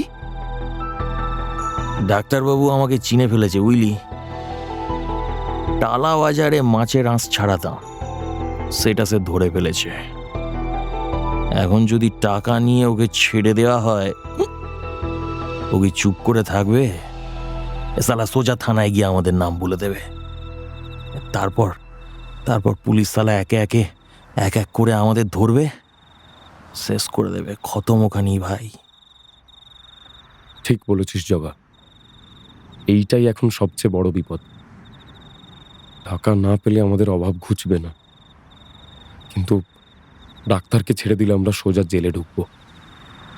এখন একমাত্র রাস্তা ওই মালটাকে খতম করে দেওয়া। মার্ডার? আরে আমরা তো শুধু ওকে কিডন্যাপ করবো ভেবেছিলাম বাবলু। খুন করলে তো ফাঁসি হবে আমাদের। না না না না না না না, আমি এসবের মধ্যে নেই। আমাকে আমাকে তোরা ছেড়ে দে ভাই, আমি ফিরে যাচ্ছি। মাথা গরম করিস না বিপুল, ঠান্ডা মাথা একবার ভাব। এই পাড়া গিয়ে জায়গা, এখানে কাউকে মারলে কেউ জানতেও পারবে না। কলকাতায় খবর পৌঁছতে হপ্তাহ ঘুরে যাবে, আর লোকজন জানলেও কি যায় আসে? আমাদেরকে তো কেউ দেখেনি। কাল স্টেশনে গিয়ে টাকাটা নিয়ে যে যার মতো ভেগে যাও, ব্যাস। বিপুল তারপরেও একবার প্রতিবাদ করতে চাইল, কিন্তু আমি ওকে থামিয়ে দিয়ে সোমনাথ বলল, তুই যা বলছিস ভেবে বলছিস তো বাবলু? বাবলু ওর দিকে তাকালো। তার চোখে এবার আর কোনো দ্বিধা নেই, আছে শুধু শীতল স্থিরতা। জীবন তাকে এক অন্ধকার মোড়ে এনে দাঁড় করিয়েছে। এখান থেকে আর ফেরার পথ নেই। আর কোনো উপায় আছে কি সোমনাথ? ডাক্তার জগাকে চিনে ফেলেছে, তুই কি ভাবছিস? ওকে ছেড়ে দিলে আমরা সবাই রেহাই পাবো? সোমনাথ মাথা নিচু করে কিছুক্ষণ ভাবল। বিপুল তখনও প্রতিবাদ করে চলেছে। কিন্তু কিন্তু আমরা তো শুধু টাকা চেয়েছিলাম ভাই, তাই অপহরণ করেছি। খুন করলে তো ফাঁসি হবে আমাদের। এই সোমনাথ, কিছু বল। সোমনাথ চুপ, এক মনে কি যেন একটা ভাবছে সে। বেশ কিছুক্ষণ পর সহজ কণ্ঠে সোমনাথ বলল, না বিপুল, আমি অনেক ভেবে দেখলাম, বাবলু ঠিকই বলছে বুঝলি। এখন আর নিজেদের মধ্যে ঝামেলা করলে হবে না, টাকাও জুটবে না, আর জেলে পৌঁছতে হবে বুঝলি। এখন একমাত্র রাস্তা হলো বুড়োটাকে শেষ করে দেওয়া। বাবলু এক পা এগিয়ে এলো বিপুলের দিকে। ওর কাঁধে হাত রেখে সে বলল, ঠান্ডা মাথায় ভাব একবার, কেউ জানতেও পারবে না ডাক্তারকে কে মেরেছে। আমরা আমাদের মতো ভেগে যাব।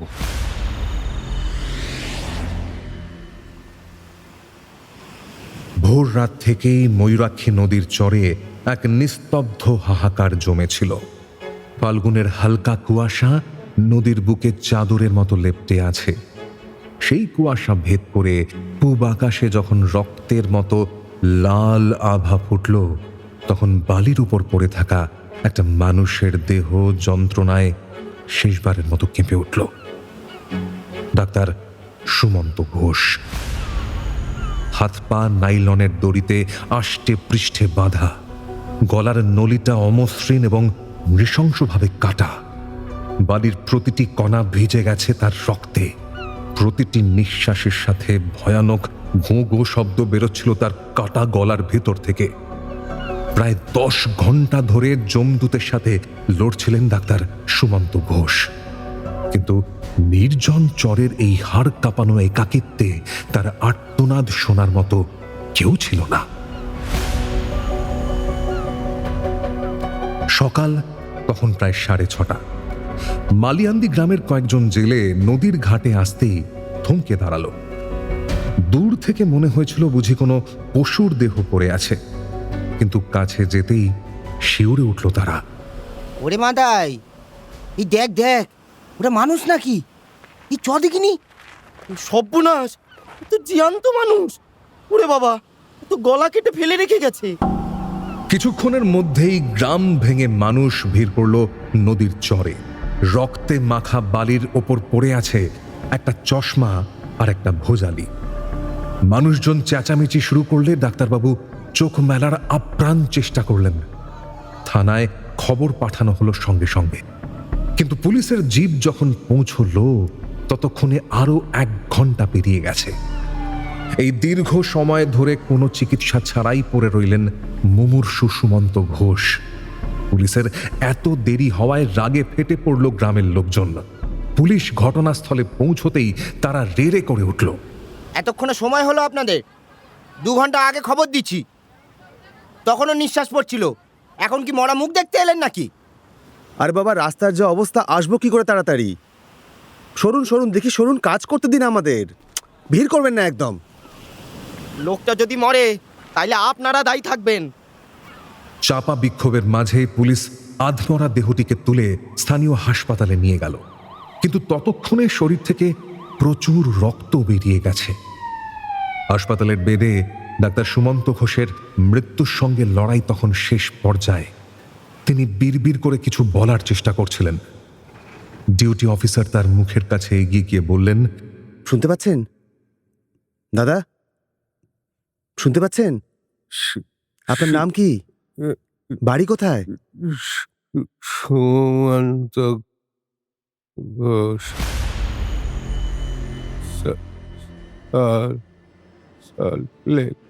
ডাক্তারবাবু আর কোনো কথা বলতে পারলেন না। কয়েকটা ঝাঁকুনি দিয়ে তার শরীরটা নিস্তেজ হয়ে গেল। হাসপাতালের ডাক্তার নাড়ি চেক করে জানালেন, he is no more. Sumanta ঘোষের বলা অস্পষ্ট কথাগুলো আর তার পকেটে পাওয়া কিছু খুচরো কাগজের টুকরো সম্বল করেই পুলিশ যোগাযোগ করল বিধাননগর থানার পুলিশের সঙ্গে। একটু খুঁজতেই ডাক্তার সুমন্ত ঘোষের বাড়ির ঠিকানা বেরিয়ে এলো।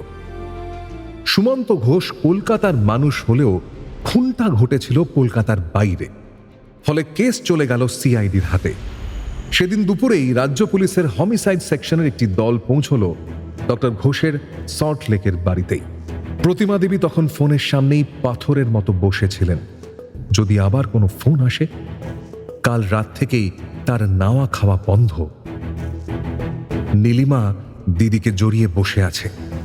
দেবমাল্যকে কোলে নিয়ে ওর সঙ্গে টুকটাক কিছু কথা বলার চেষ্টা করছে সপ্তক। এমন সময় কলিং বেল বেজে উঠল। সপ্তক গিয়ে দরজা খুলে দিল। বাইরে পুলিশ দাঁড়ানো দেখে সপ্তক বলল, কি হয়েছে অফিসার? এটা ডক্টর সুমন্ত ঘোষের বাড়ি তো? হ্যাঁ। আমরা ওর স্ত্রীর সঙ্গে একটু কথা বলতে চাই। আসুন, ভিতরে আসুন। তিনজন পুলিশ সপ্তকের সঙ্গে ড্রয়িং রুমে ঢুকল। সপ্তক প্রতিমাকে ডেকে বলল, দিদি, এরা একটু তোমার সাথে কথা বলতে চায়। মাথা তুলে তাকালেন প্রতিমা। সপ্তকের সঙ্গে তিনজন পুলিশ কর্মীকে দাঁড়িয়ে থাকতে দেখে উৎসাহী কণ্ঠে প্রতিমা বললেন, আপনারা কি ওর কোনো খবর পেয়েছেন? ও কোথায়? ম্যাডাম, আপনার সঙ্গে কিছু কথা আছে। মুর্শিদাবাদ থেকে খবর এসেছে, ডক্টর সুমন্ত ঘোষকে পাওয়া গেছে, কিন্তু উনি আর বেঁচে নেই। কথাটা শুনে প্রতিমা দেবী প্রচন্ড চিৎকার করে মেঝেতে লুটিয়ে পড়লেন। ডুকরে কেঁদে উঠলেন তিনি। কাঁদতে কাঁদতে বললেন,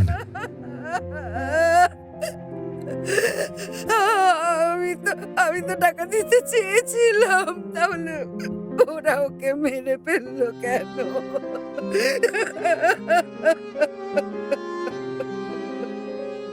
কিছুক্ষণ পর প্রতিমা দেবীকে একটু শান্ত করে কিছু প্রশ্ন করলেন অফিসাররা। আচ্ছা ম্যাডাম, কাল ঠিক কি কথা হয়েছিল ফোনে? কার গলা ছিল ওটা চিনতে পারলেন? ডক্টর ঘোষের সঙ্গে কারো শত্রুতা ছিল? না স্যার, আমার স্বামীর কোনো শত্রু ছিল না। আমরা কারো সাথে পাশে থাকি না। আমাদের সাথে কার এমন শত্রুতা থাকতে পারে বলুন, যে ওকে এরভাবে কিডন্যাপ করে মেরে ফেললো? আমি তো কিছুই বুঝতে পারছি না। যে নাম্বার থেকে ফোন এসেছিল সেটা একবার দেখব। টেলিফোনটা কোথায়?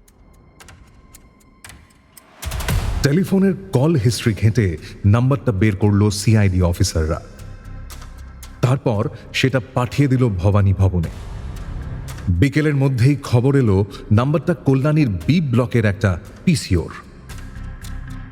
সিআইডির দল সেদিনই পৌঁছে গেল কল্যাণীর সেই নির্দিষ্ট পিসিও বুথে। অফিসার চন্দন রায় দোকানের মালিককে জিজ্ঞেস করলেন, গতকাল রাত 8:30 নাগাদ কেউ এখান থেকে সল্ট লেকের নাম্বারে ফোন করেছিল, মনে পড়ে? স্যার, ওই সময় তো অনেক লোক আসে। অপরিচিত কেউ এসেছিল যে আপনাদের এখানকার না, যাকে আগে দেখেননি? অপরিচিত? হ্যাঁ স্যার, মনে পড়েছে। একটা ছেলে এসেছিল, খুব ছটফট করছিল স্যার। হ্যাঁ স্যার, পরপর দুবার ভেতরে ঢুকেছিল। দেখতে কেমন? কোনো বিশেষত্ব আছে চেহারায়? দেখতে স্যার একটু শ্যামলা রঙের, বছর 28-29, না স্যার বছর 28-30 বয়স। প্যান্ট শার্ট পরা ছিল স্যার। হ্যাঁ স্যার, প্যান্ট শার্ট পরা। আর আমার মনে হচ্ছিল ওর সঙ্গে আরও 2-3 জন আছে, বাইরে দাঁড়িয়েছিল তারা। মালিকের বর্ণনা অনুযায়ী পুলিশের স্কেচ আর্টিস্ট একটি স্কেচ তৈরি করলেন। কিন্তু সেই স্কেচ দেখে অফিসারের কপাল কুঁচকে গেল। চন্দন রায় সিআইডির আর্টিস্ট বিশ্বজিৎকে বললেন, এই স্কেচ তো খুব কমন চেহারার বিশ্বজিৎ, হাজার হাজার যুবকের সাথে মিলে যাবে। এটা দিয়ে কি কিছু হবে আদৌ? স্যার, উনি তো ভালো করে মুখ দেখেননি আসলে। আলো আঁধারিতে যতটা দেখেছেন তার উপর ভিত্তি করেই এটা তৈরি। তাও দিয়ে দেখুন সব জায়গায়, যদি কাজ হয়। ঠিক একই সময় খুন যেখানে হয়েছিল সেখানেও তদন্ত জারি রেখেছিল রাজ্য পুলিশ। স্থানীয় মালিয়ান্দি গ্রামের বীরেন ঘোষ নামে এক ভদ্রলোক নিজে যেচে সিআইডির সঙ্গে কথা বলতে এলো সেদিন রাতে। স্যার, আমি একটা মারুতি আসতে দেখেছিলাম আমাদের এদিকে, এই ধরুন রাত 11টা-12টার দিকে। কারা ছিল গাড়িতে সেটা কি দেখতে পেয়েছিলেন? স্যার, ঝাপসা দেখেছি, তবে একটা ছাই রঙা গাড়ি রাস্তা খুঁজে না পেয়ে 2-3 বার ঘুরলো। মনে হচ্ছিল ওরা বাইরের লোক, রাস্তা ঠিক মতো চেনে না। বেশ, তারপর? তারপর ওই ময়ূরাক্ষীর দিকে বেরিয়ে গেল। টালা পার্কে ডাক্তার সুমন্ত ঘোষের চেম্বারে গিয়ে রিসেপশনিস্ট অলোককেও জিজ্ঞাসাবাদ করল সিআইডি। সিআইডি অফিসার চন্দন প্রশ্ন করলেন, অলোক, ডাক্তার ঘোষ কখন বেরিয়ে যান চেম্বার থেকে? স্যার, ওই একটা ছেলে এসেছিল, বলল ঠাকুমা অসুস্থ, ওর সাথেই তো ডাক্তারবাবু বেরোলেন। তার চেহারা মনে আছে? না স্যার, অত খেয়াল করে তো দেখিনি। ভেবেছিলাম ওই পাড়ার বা আশেপাশের কোনো কেউ ছেলে হবে। ডক্টর ঘোষ খুন হয়েছিলেন 3রা মার্চ।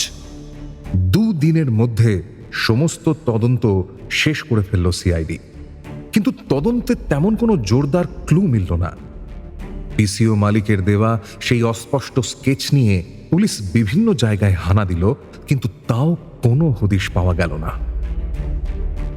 ডাক্তার সুমন্ত ঘোষ হত্যাকাণ্ডের তদন্ত যখন প্রায় অন্ধ গলিতে এসে ঠেকেছে, ঠিক তখনই ঘটনার মোড় ঘুরে গেল এক অভাবনীয় পথে। সিআইডি যখন অস্পষ্ট স্কেচ আর কোনো পোক্ত প্রমাণের অভাবে দিশেহারা, তখন পর্দার আড়ালে কাজ শুরু করলো এক আদিম কিন্তু অমোঘ শক্তি, পুলিশের নিজস্ব সোর্স নেটওয়ার্ক। যেহেতু ডাক্তার সুমন্ত ঘোষের চেম্বার ছিল কলকাতার ভিতরেও, গোপনে কলকাতা পুলিশও এই তদন্তে জড়িয়ে পড়েছিল। সিআইডির কেউ সেটা বুঝতে পারেনি। পোস্তা থানার 2-1 অফিসার ছাড়া আর কেউ জানত না। ডাক্তারের চেম্বারের আশেপাশে পুলিশের যত সোর্স নেটওয়ার্ক ছিল সমস্ত অ্যাক্টিভেট করা হলো 4 তারিখ থেকেই। 2-1 সপ্তাহের মধ্যেই খবর এলো, তিলোত্তমার ব্যস্ত রাস্তার ধারে চায়ের দোকান বা পানের দোকানগুলো যে কত গুরুত্বপূর্ণ তথ্যের আঁতুড়ঘর হতে পারে তা প্রমাণিত হলো আরো একবার। মার্চ মাসের 17 তারিখ সকাল থেকেই আকাশটা একটু মেঘলা। পোস্তা থানার ভেতর তখন রুটিন মাফিক কাজ চলছে। একজন ছিপছিপে চেহারার লোক থানায় প্রবেশ করল। লোকটির নাম আজ পর্যন্ত কেউ জানতে পারেনি। পুলিশের নথিতে সে একজন অত্যন্ত নির্ভরযোগ্য সোর্স হিসেবেই পরিচিত ছিল সেই সময়। লোকটা সরাসরি গিয়ে দেখা করল দায়িত্বরত অফিসারের সঙ্গে। স্যার, ডাক্তার সুমন্ত ঘোষের কেসটা কতদূর এগোলো? আর কি এগোবে, সব ধোঁয়াশা। যতদূর খবর পেলাম সিআইডি প্রায় হাল ছেড়ে দিয়েছে। হ্যাঁ, কোনো সূত্রই কাজ করছে না। স্যার, আমার মনে হয় আমি একটা সূত্র পেয়েছি।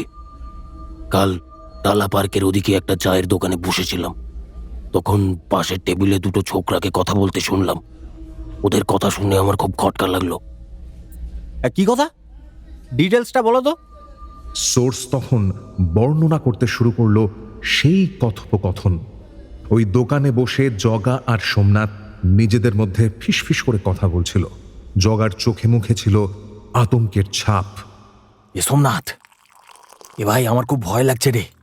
এ পুলিশ যেভাবে চষে বেড়াচ্ছে, এ সালা যে কোনো দিন ধরা পড়ে যাবো তো। চুপ কর তো, কেউ আমাদের চেনে না, কিভাবে ধরবে?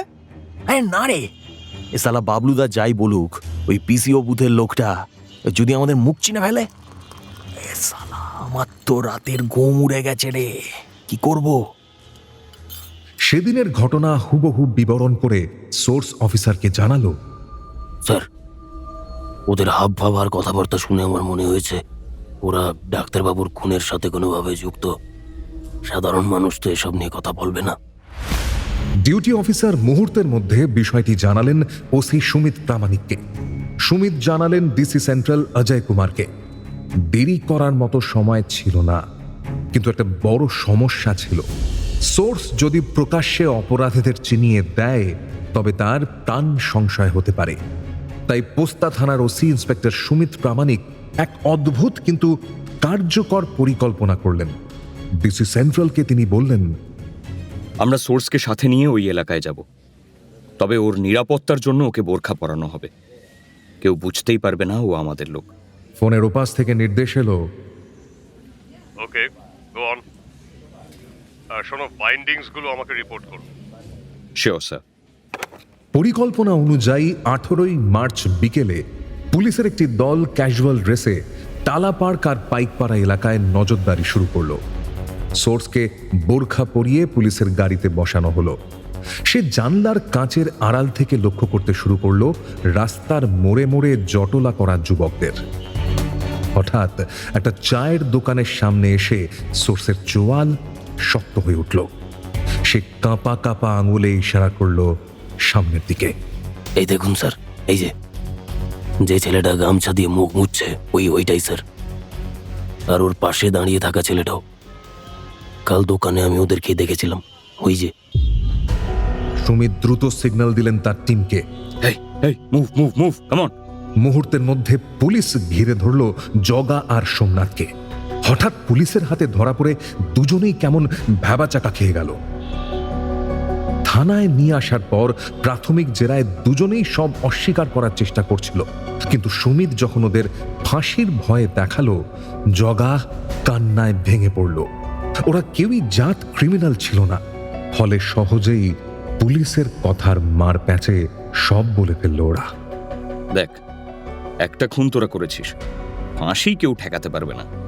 স্যার, ও স্যার ক্ষমা করে দিন স্যার।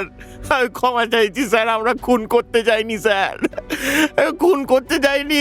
সালা বাবলুদা সব প্ল্যান করেছিল।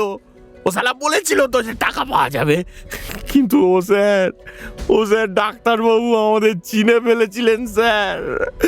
আমি আশ্চর্যাই স্যার খুন করতে চাইনি, ওই বাবলুদার জন্য হয়ে গেছে স্যার, ভুল হয়ে গেছে। ক্ষমা করে দিন স্যার, ক্ষমা করে পায়ে পড়বো, ক্ষমা করে দিন না। বাবলু ও এখন কোথায়? সত্যি কথা বললে হয়তো কোনো একটা পথ বেরোবে তোদের বাঁচানোর। স্যার স্যার ও স্যার মারবেন না স্যার, বলছি সত্যি বলছি স্যার, সত্যি বলছি। বাবলুদা লেক টাউনের দিকে ওর এক বন্ধুর বাড়িতে আছে স্যার। ছেড়ে দিন স্যার। স্যার বিপুল পাইক পাড়ার ওই বস্তিতে থাকে স্যার। আমি সব সত্যি বলছি স্যার, সত্যি বলছি। ফাঁসি দেবেন না স্যার আমাদের, ছেড়ে দিন স্যার, ফাঁসি দেবেন না স্যার। জগা আর সোমনাথের দেওয়া তথ্য অনুযায়ী পুলিশ সেই রাতেই অভিযান চালালো লেক টাউনে বাবলুর বন্ধুর বাড়িতে। সেখান থেকেই গ্রেফতার করা হলো বাবলু পালকে, এই নৃশংস হত্যাকাণ্ডের মূল কারিগর। পিস্তলটাও ওর সঙ্গেই ছিল। এরপর বিপুলকেও পুলিশের জালে আনা হলো। জেরায় একসময় বাবলু সবই স্বীকার করে ফেলল। সে বলল,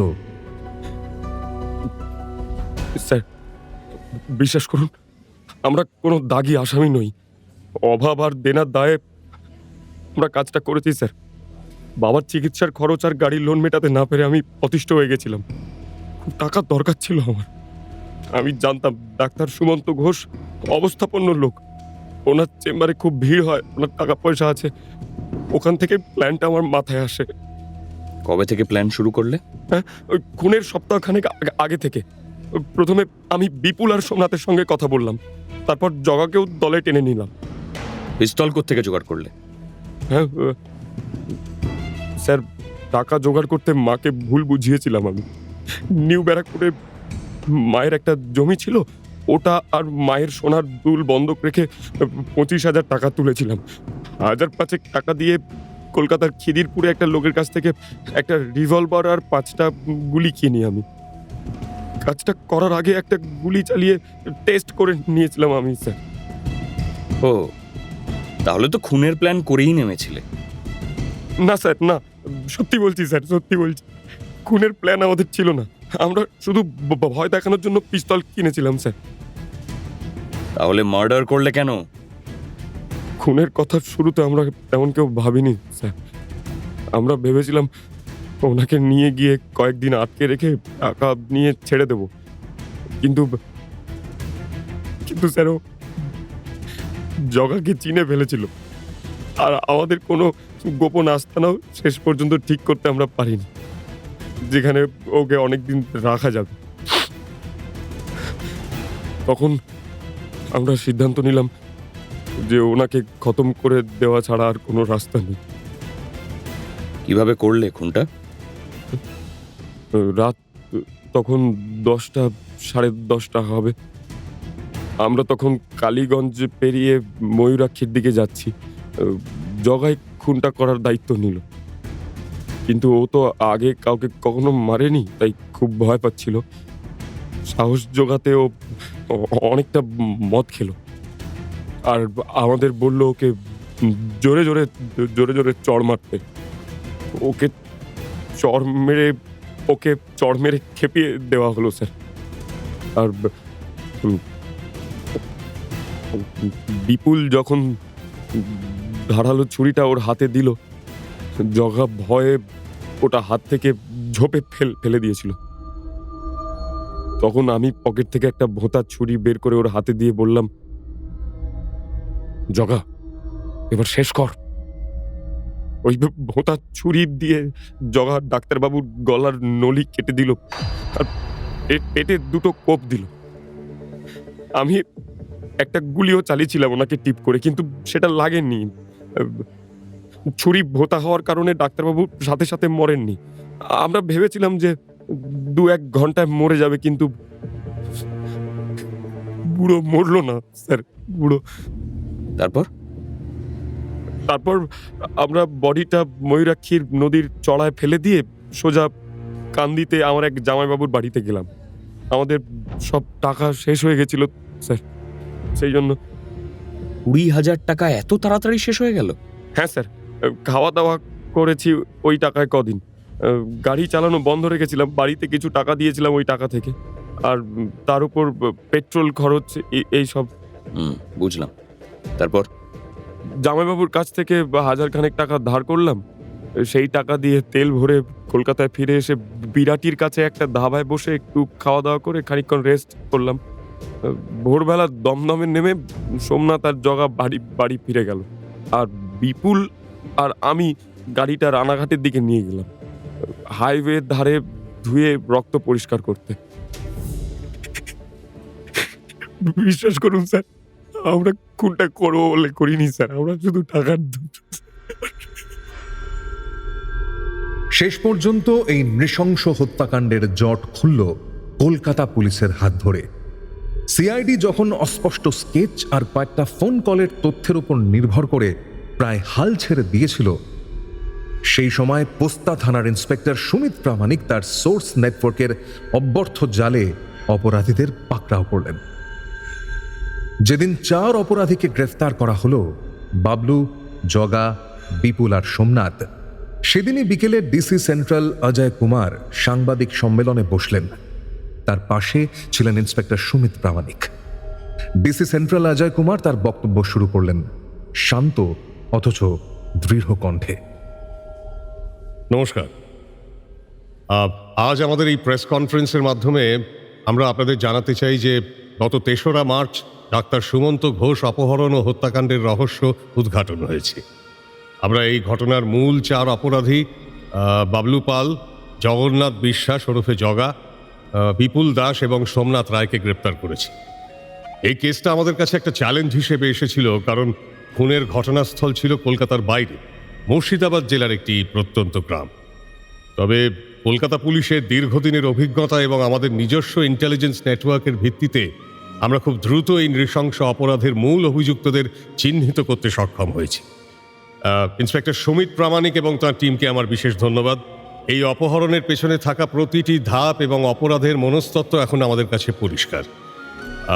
এবার আপনাদের কোনো প্রশ্ন থাকলে করতে পারেন। সাংবাদিকদের ভিড় থেকে একে একে প্রশ্ন আসতে শুরু করলো। স্যার, সিআইডি যখন প্রায় হাল ছেড়ে দিচ্ছিল, তখন কি এমন ক্লু আপনাদের সাহায্য করলো? দেখুন, সিআইডি তাদের পদ্ধতিতে কাজ করছিল। কেসটা তো অ্যাকচুয়ালি আমাদের হাতে আসেনি, তবুও আমরা আমাদের সোর্স নেটওয়ার্ক অ্যাক্টিভ করে রেখেছিলাম।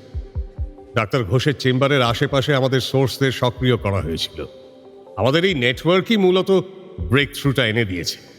চায়ের দোকান বা আড্ডার মতো জায়গা থেকে পাওয়া একটি ছোট্ট কথোপকথনই আমাদের জগা আর সোমনাথের কাছে পৌঁছে দেয়। এরপর বাকিটা কেবল সময় সাপেক্ষ ছিল। এই অপারেশনটি আমাদের ইন্সপেক্টর সুমিত প্রামাণিকের মস্তিষ্ক প্রসূত, উনিই বলতে পারবেন। দেখুন, আমরা বুঝতে পেরেছিলাম যে অপহরণকারীরা পেশাদার ছিল না, কারণ টাকা আদায় না করে অপহৃতকে খুন করে ফেলা, এটা তাও আবার কলকাতা থেকে অপহরণ করে নিয়ে গিয়ে সেই মুর্শিদাবাদে খুন। আমাদের মনে হচ্ছিল এরা ঠিকমতো গাব্বা খুঁজে পায়নি। আচ্ছা, অপহরণের মোটিভ কি ছিল? এবং প্রাথমিক তদন্তে যা জানা গেছে, এর পেছনে ছিল নিছকই আর্থিক দৈন্যতা। মূল অভিযুক্ত যে ওই বাবলু পাল, তার বাবার চিকিৎসার বিপুল খরচ আর নিজের কেনা গাড়ির লোন মেটাতে না পারার হতাশা থেকেই এই অপহরণের পরিকল্পনা করে ওরা জানতো ডাক্তার ঘোষ অবস্থাপন্ন। ডাক্তার সুমন্ত ঘোষকে খুন করা হলো কেন তাহলে? গাব্বা পাওয়া যায়নি তাই, নাকি অন্য কোনো কারণও ছিল? এদের কারো সঙ্গে কোনো ব্যক্তিগত শত্রুতা? না, ব্যক্তিগত শত্রুতা ছিল না। খুনটা পুরোপুরি আনপ্ল্যান্ড। অপহরণের পর ডক্টর সুমন্ত ঘোষ বাবলুর দলের একজন সদস্য জগা, ওকে চিনে ফেলেন, যে তার চেম্বারের পাশের বাজারে মাছের আঁশ ছাড়াতো। অপরাধীরা বুঝে যায় ডাক্তারবাবুকে ছেড়ে দিলে তারা সবাই ধরা পড়বে। দ্বিতীয়ত, তারা মুর্শিদাবাদে কোনো সেফ হাউস বা গাব্বা জোগাড় করতে পারেনি। রাতের পর রাত ডাক্তারকে গাড়িতে আটকে রাখা অসম্ভব ছিল। এই দুই ভয়, ধরা পড়ার আতঙ্ক আর আস্তানার অভাব, তাদের নৃশংস হতে বাধ্য করে। তারা মনে করে খুন করে দিলে কেউ তাদের ধরতেও পারবে না, আর টাকাও পাওয়া যাবে। খুনের অস্ত্র উদ্ধার করা কি সম্ভব হয়েছে? হ্যাঁ, খুনের অস্ত্র ছাড়াও প্রধান অভিযুক্ত বাবলু পালের কাছ থেকে একটি দেশি রিভলভার এবং 3টে গুলি উদ্ধার হয়েছে। সে নিজেই স্বীকার করেছে তার মায়ের সামান্য গয়না ও জমি এগুলোকে বন্ধক রেখে সে পিস্তলটি কিনেছিল। সুমন্ত ঘোষকে লক্ষ্য করে গুলি চালানোর চেষ্টা করেছিল বাবলু খুনের সময়, তবে আনাড়ি হাতে তা লক্ষ্যভ্রষ্ট হয়। ওরা কলকাতা থেকে মুর্শিদাবাদ গেল কেমন করে? গাড়িতে? হ্যাঁ, বাবলু পালের গাড়ি, সে গাড়িটাও আমরা উদ্ধার করেছি। এই তদন্তের সাফল্য প্রমাণ করে আধুনিক প্রযুক্তির পাশাপাশি মানুষের তৈরি আদিম নেটওয়ার্ক অর্থাৎ সোর্স আজও অপরাধের সমাধানে কতটা অমোঘ হয়ে উঠতে পারে। সাংবাদিক সম্মেলন শেষে 4 অভিযুক্ত এবং সমস্ত তথ্য প্রমাণাদি কলকাতা পুলিশ তুলে দিল সিআইডির হাতে। তারপর অভিযুক্তদের বিরুদ্ধে উপযুক্ত ধারায় মামলা রুজু করল রাজ্য পুলিশের হোমিসাইড ডিপার্টমেন্ট। আমাদের আজকের ক্রাইম কথা এ পর্যন্তই। আগামী পর্বে আবারও কোনো সত্যি অপরাধের ঘটনা নিয়ে আসব আপনাদের জন্য।